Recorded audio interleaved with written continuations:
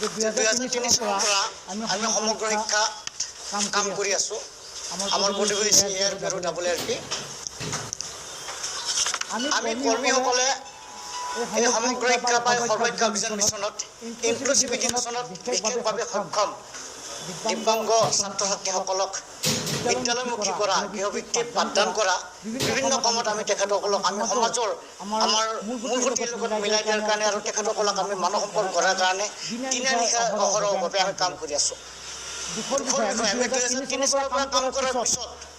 2014 চনত আমাৰ সহকৰ্মীক প্ৰায় 4,000 কৰ্মীক কোনো জাননী নিদিয়াকৈ কামৰ পৰা উলিয়াই দিছে। আৰু সুদীৰ্ঘ 20 বছৰে আমি ৰৈ যোৱা এই 356 গৰাকী 413 গৰাকী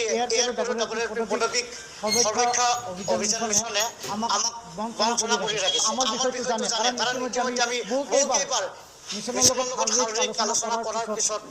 স্মাৰকপত্ৰ দিয়াৰ পিছত অসমৰ মাননীয় মুখ্যমন্ত্ৰী আৰু শিক্ষামন্ত্ৰীক আমি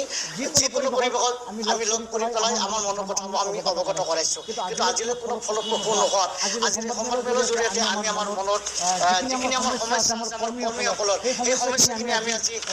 আপোনালোকৰ এই সংবাদ মাধ্যমৰ জৰিয়তে মুখ্যমন্ত্ৰী আৰু মাননীয় শিক্ষামন্ত্ৰী মহোদয়ৰ দৃষ্টিগোচৰ কৰাৰ বাবে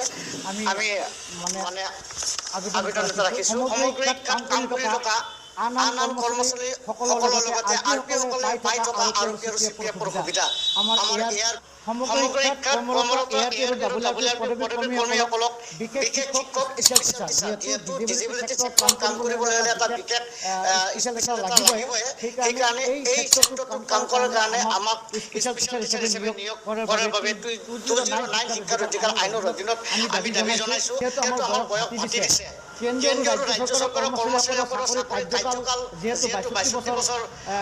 পৰালৈকে আমাৰ এই কৰ্মীসকলক যিহেতু আমি জীৱনত একোৱে নাপালোঁ গতিকে আমাৰ এই কৰ্মীসকলক 62 বছৰ কাম কৰাৰ এটা সুযোগ দিবৰ বাবে আমাৰ মাননীয় মুখ্যমন্ত্ৰী আৰু শিক্ষামন্ত্ৰী মহোদয়ক আমি এটা আহ্বান জনাইছোঁ। সমগ্ৰ শিক্ষাত অসমত ইনক্লুচিভ এডুকেশ্যনৰ বেগত কাম কৰি থকা ARP পদবী কৰ্মীসকলৰ ডিগ্ৰী ডিপ্ল'মা আৰু কামৰ যিহেতু কোনো পাৰ্থক্য নাই সেয়েহে কৰ্মীসকলক একেটা পদতে ৰাখি পেলাই এটা পদমৰ্যাদা দি পেলাই একেটা পদতে ৰাখি পেলাই তেখেতসকলক কামৰ কাৰণে উৎসাহী কৰিবৰ বাবে আমি আহ্বান জনাইছোঁ। তাৰ পৰা যিসকল কৰ্মীয়ে কৰ্মক্ষেত্ৰত কাম কৰি থকাৰ পিছত তেখেতসকলে এই সংঘৰ পৰা বিদায় লৈছে তেখেতসকলৰ পৰিয়ালক এককালীন এটা বিশেষ সাহায্য প্ৰদান কৰিবৰ বাবে অসমৰ মাননীয় আৰু শিক্ষামন্ত্ৰী মহোদয়ক আমি আহ্বান জনাইছোঁ। আমাৰ 6 নম্বৰত আছে অসমৰ প্ৰতিটো শিক্ষাখণ্ডতে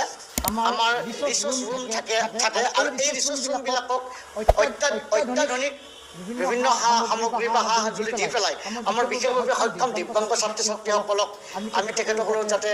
ফিজিকেল ষ্টেমিনা বা তেখেতসকলৰ বৈদ্যিক তেখেতসকলৰ মানসিক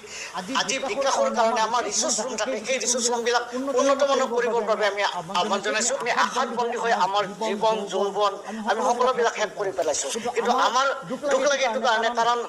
মিছনত কাম কৰি বা সমগ্ৰ শিক্ষাত কাম কৰি এটা অভিজ্ঞতা আমাক একদম মানসিক আঘাত দিয়ে। ইয়াত কোনো ভাল কামৰ পুৰস্কাৰ নাই আৰু ইয়াত বেয়া কামৰো পানিছমেণ্টটো নাই। এই কথাবিলাকে আমাক যথেষ্ট আঘাত দিয়ে। আমি যিহেতু ফিল্ডৰ মানুহ ফিল্ডৰ প্ৰতিটো কথাই আমি ভালকৈ বুজি পাওঁ বহুত পৰিৱৰ্তন দেখা পাইছোঁ। এই পৰিৱৰ্তনৰ মাজতে অন্ততঃ আমাৰ এই 413 গৰাকী কৰ্মীক এটা পৰিৱৰ্তন আনি দিয়ক যাতে আমি সমাজত আমাৰ পদমৰ্যাদাটো ৰাখি পেলাই আমি চলিব পাৰোঁ আৰু আমি যাতে এই যিসকল ডিজেবল চাইডৰ হকে কাম কৰি আছোঁ এটা মানে ভাল এটা হেৰিত যাতে আমি কাম কৰিব পাৰোঁ। বাধাগ্ৰস্ত ছাত্ৰ ছাত্ৰীসকলক একাডেমিক ছাপোৰ্ট দিয়া